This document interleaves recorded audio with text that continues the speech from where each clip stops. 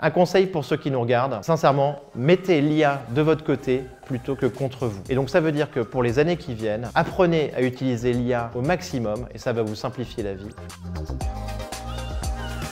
Je suis Nicolas Guillon, je suis le fondateur du podcast et du meet-up Comptoir IA, premier podcast et meet-up francophone. J'ai une entreprise de formation sur l'IA qui s'appelle My Connecting IA et j'investis dans des startups de l'IA.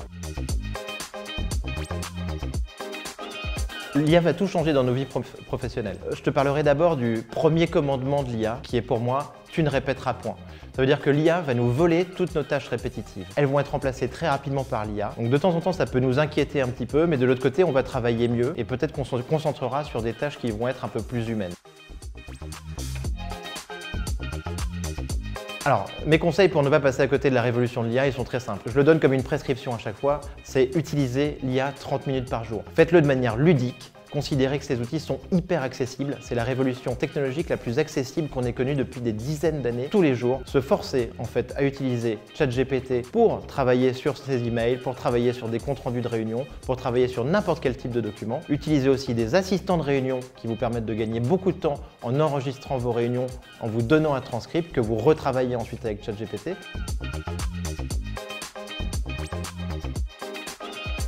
Pour déployer l'IA en entreprise, c'est un dispositif global. La première des choses, en fait, c'est qu'il faut acculturer, rassurer les équipes, leur expliquer ce que c'est cette révolution de l'IA. On parle de culture parce que c'est profond. On a eu la révolution agricole, la révolution industrielle. Ici, on a la révolution de l'IA qui est une révolution cognitive.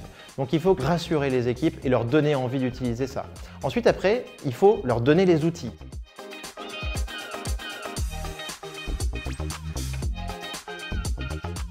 À court terme, moi je vois un changement qui est énorme. En fait, depuis 2 ans, donc depuis le 30 novembre 2022, naissance de ChatGPT, on utilise donc une IA de type conversationnel, une IA de type chatbot. Cette IA, il lui manque le dernier kilomètre. Ça veut dire qu'elle nous sort du texte ou des images, mais à chaque fois, je vais devoir copier-coller ce texte, le mettre dans un email pour collaborer avec quelqu'un.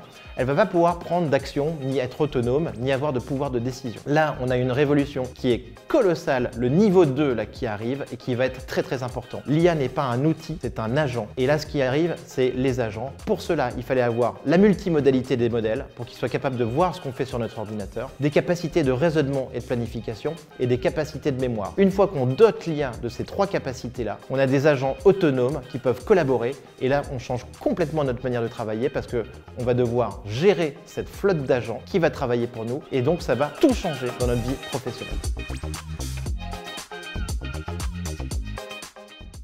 Le SCP a annoncé il y a 1 mois un partenariat avec OpenAI. Donc ça veut dire que OpenAI donne à tous les étudiants de l'ESCP l'offre ChatGPT Edu, qui est donc ChatGPT avec des fonctionnalités avancées, de manière gratuite. C'est donc Louis-David Benayer qui est le responsable des initiatives IA au sein de l'ESCP. Et ça, c'est une super nouvelle parce que l'ESCP est la première école à signer ce partenariat en France avec OpenAI.